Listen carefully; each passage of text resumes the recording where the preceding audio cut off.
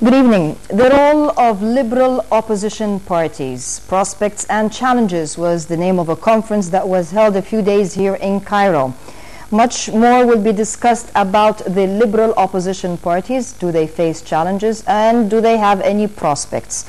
Joining me to discuss this issue is a distinguished panel. With us this evening is Ms. Amira Hussein. She is the Regional Program Coordinator for the Friedrich Naumann Foundation. With us also this evening is Mr. Wael Nawara, member of the Executive Board of NAL, abbreviation for the Network of Arab Liberals. Thank you. Thank you. If we get straight and to the point, liberal opposition parties, very strong title, gives a sense of optimism, the word liberal and opposition. If I can get your feedback, Mr. Nawara, about the conference, in a nutshell, what was discussed or what was revealed as the challenges and prospects? Well, first let me tell you that the first day of the conference, Saturday, we had the first General Assembly for the network. The network is an initiative which has been in the making for 2 years almost. We met regionally about 6 times during these last 2 years. So this was the final episode in forming the network. So the first day we had the General Assembly, and we also had the elections of the president, which was won by Mr. Tamaldo from Morocco, and also election of 5 board members, and I was honored to be one of the members. And ratification of the bylaws, the kind of internal constitution of the network, and also setting the plan and the program, what the network will be doing during the next few months.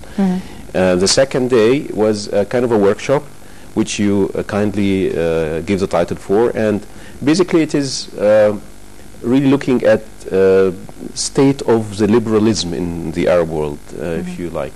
So we had really, I would like to tell you that the liberal movement in the Arab world is actually the oldest political stream in the Arab world.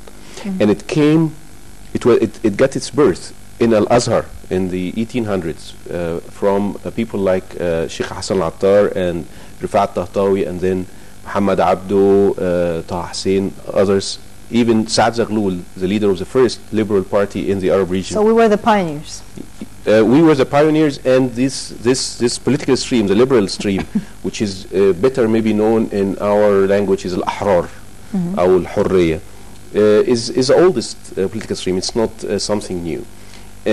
So we had ups and downs over the last 200 years. Mind you that the Europeans, for instance, it took them about maybe 800 years from the first maybe Magna Carta or whatever until they reached this mature form of political and government, which we can see today in various European and other developed countries. So looking at the picture today, there are mixed feelings. You find some successes and you find some setbacks. For example, during the second day, we had some very encouraging reports from Morocco, whereby in the last, I think, 10 years, there has been a lot of very courageous moves for reform. And we find today that the liberal parties which were present, two of the liberal parties, they actually have representatives in parliament, and some of them even have representatives in the cabinet. Other places, you find maybe Egypt. I think we have here in Egypt we have 3 liberal parties. We have El Ghad party, we have El Gabha party, and we have El Wafd party. And the NDP also likes to call itself liberal. We hope that would be true soon. But in other countries like Libya, for instance, there are no parties at all. In Tunisia, there are a number of liberal parties. In Algeria, there are liberal parties.